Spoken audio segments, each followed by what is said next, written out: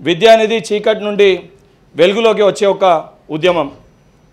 అయితే కేవలము పుస్తకాలు చదివి వదిలేస్తే ప్రయోజనం ఏముంది? చేద పురుగులు కూడా పుస్తకాలని నమిలేస్తాయి. అంత మాత్రాన జ్ఞానం వచ్చేసినట్ట అని మన రాజ్యాంగ నిర్మాత డాక్టర్ బాబాసాహెబ్ అంబేద్కర్ గారు అన్నారు.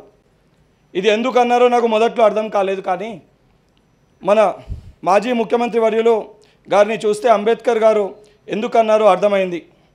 80,000 పుస్తకాలు చదివినట్లు చెప్పుకుంటారు, చాలా భాషలపై మంచి పట్టు ఉందని తెలుసు, కానీ ఉపయోగం ఏముంది అధ్యక్ష? మీరు మేడన్ స్పీచ్ చేస్తున్నారు పంచాయతీలకు. అక్షర రూపం 9 సంవత్సరాల బాధ ఆవేదనతోటి మాట్లాడుతున్న అధ్యక్ష. అక్షర రూపం దాల్చిన ఏదైనా తప్పు మాట్లాడితే క్షమించాలని చెప్పి కోరుకుంటున్న ప్రసంగాన్ని మాట్లాడుతాను. అక్షర రూపం దాల్చిన ఒక సిరిచుక్క 1,00,000 మెదళ్లకు కదలిక అని అన్నారు మన కాళోజీ గారు.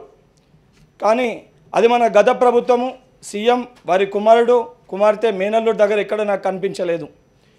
ఇది ఇది ఇది అంతా ఏదైనా తప్పు మాట్లాడితే రికార్డ్స్కి వెళ్తే please don't take any names. అది మీరు మేడన్ స్పీచ్ మీరు మర్యాదగా మాట్లాడి కొత్తగా మీరు సభలో ఫస్ట్ వర్డ్స్ తోనే కాంట్రవర్సీ ఎందుకు సార్? ఇది సరే ఇది అంతా ఎందుకు చెప్తున్నానంటే అధ్యక్ష, తెలంగాణ రాష్ట్రం వచ్చిన తర్వాత విద్యా వ్యవస్థ నాశనం చేసింది గత బీఆర్ఎస్ ప్రభుత్వం. పేపర్ లీకేజ్లతోటి, సరైన కరెక్షన్లు చేయకపోవడంతో, యూనివర్సిటీలకి వీసీలు లేకపోవడంతో, యూనివర్సిటీల మౌలిక సదుపాయాలు లేకపోవడంతో ఎందరో విద్యార్థినులు అవస్థపడ్డారు. కేవలం విద్యార్థులు కాదు, వాళ్ళ తల్లిదండ్రులు సైతం వారి పిల్లల భవిష్యత్తు గురించి ఎంతో ఆందోళన చెందారు.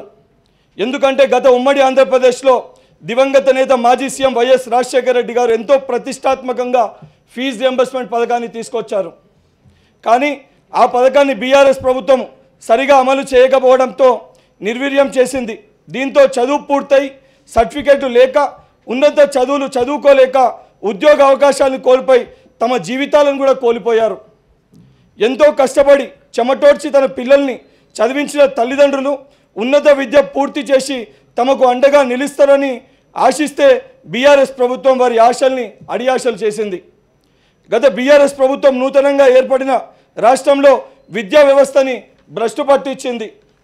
ఇప్పుడు అలాంటి వ్యవస్థను మన ప్రజాప్రభుత్వం సీఎం రేవంత్ రెడ్డి గారి ఆధ్వర్యంలో ఎందరో సీనియర్ నాయకులు, అనుభవం ఉన్న నేతలు, మంత్రులుగా ఉన్నవారు రాష్ట్రాన్ని ఒక ఎడ్యుకేషనల్ హబ్గా తయారు చేయడానికి సంకల్పం తీసుకున్నారు.